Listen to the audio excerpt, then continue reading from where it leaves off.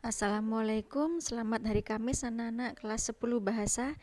Di pertemuan kedua kali ini kita akan mempelajari fungsi dan peran antropologi. Jika sebelumnya kita sudah mempelajari arti kata antropologi, yakni antropologi sebagai ilmu tentang manusia dan kebudayaannya, kemudian kita juga sudah mempelajari cabang antropologi, yakni ada antropologi fisik dan budaya, serta kita sudah belajar mengenai konsep dasar yang ada di antropologi. Nah, untuk kali ini kita akan mengawali materi dengan mengenal apa saja sih pendekatan atau paradigma yang ada di antropologi. Nah, studi antropologi kita memiliki 3 macam pendekatan utama yang biasa digunakan oleh para antropolog dan harus dikenal oleh anak yang ada di jurusan bahasa, karena antropologi adalah mapel wajib kalian. Pertama ada pendekatan holistik. Pendekatan holistik berarti memandang kebudayaan secara utuh. Pendekatan ini digunakan apabila kita sedang mempelajari kebudayaan suatu masyarakat. Kebudayaan dipandang sebagai keutuhan, setiap unsur di dalamnya mungkin dipahami sebagai keadaan terpisah. Nah, para pakar antropolog mengumpulkan semua aspek termasuk sejarah, geografi, ekonomi, bahkan mungkin bahasa untuk memperoleh kesimpulan tentang suatu kompleks kebudayaan seperti misalkan perkawinan dari suatu masyarakat dan lain sebagainya. Kemudian ada pendekatan komparatif. Pendekatan komparatif ini merupakan pendekatan yang digunakan untuk meneliti kebudayaan pada masyarakat praaksara atau kalian mengenalnya dengan prasejarah. Nah, pendekatan komparatif ini merupakan pendekatan yang unik dalam antropologi untuk mempelajari kebudayaan masyarakat yang belum mengenal baca tulis atau praaksara.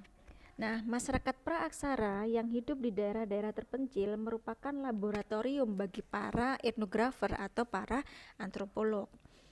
Nah, kemudian yang ketiga ada pendekatan holistik.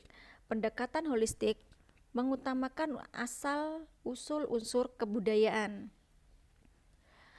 Pada pendekatan ini, para ilmuwan atau antropolog bahkan etnografer sendiri tertarik pada asal-usul sejarah dari asal-usul kebudayaan dan setelah itu tertarik pada unsur-unsur kebudayaan yang unik dan khusus. Sekarang kita masuk ke fungsi dan tujuan antropologi. Antropologi merupakan ilmu yang berusaha memahami dan memecahkan masalah-masalah yang terkait dengan kehidupan sosial dan budaya. Nah, tujuan kalian mempelajari antropologi di kelas 10 ini ialah pertama, untuk mempelajari sejarah terjadinya perkembangan manusia sebagai makhluk biologis. Kedua, untuk mempelajari sejarah terjadinya berbagai bahasa manusia di belahan dunia. Ketiga, untuk mempelajari masalah terjadinya persebaran dan perkembangan kehidupan manusia. Jadi nanti kita akan berusaha mencari masalah apa saja sih yang ada di lingkungan sekitar kita, terutama terkait 7 unsur budaya. Keempat, untuk mempelajari masalah-masalah dasar kebudayaan dalam kehidupan manusia dari suku bangsa yang tersebar di seluruh dunia, terutama di Indonesia. Nah, di slide ini saya berikan video mengenai sejarah atau kehidupan dari masyarakat suku Baduy yang ada di Banten. Nah, videonya bisa kalian lihat di Google Class. Untuk roomnya saya WA ke kalian ya. Kemudian secara antropologis, antropologi memiliki 2 tujuan, yaitu tujuan akademis dan tujuan praktis. Jika di slide berikutnya, saya menjelaskan mengenai tujuan umum dari pembelajaran antropologi. Nah, untuk kali ini ada 2 tujuan sebenarnya, ada tujuan akademis dan tujuan praktis.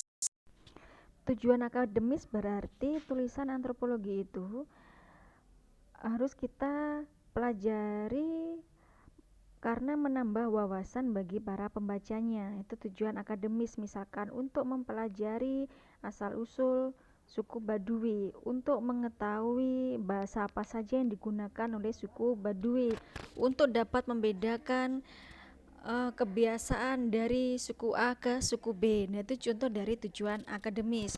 Dan tujuan praktisnya ialah antropologi digunakan untuk memecahkan masalah sosial dan budaya.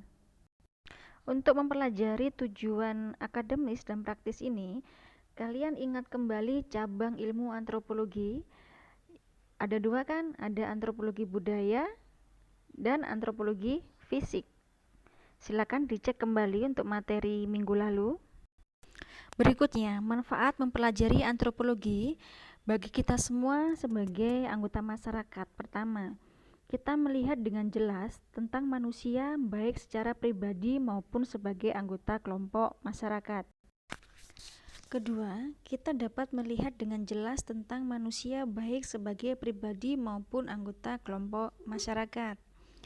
Memahami norma-norma tradisi, keyakinan, dan nilai-nilai yang dianut oleh anggota tertentu.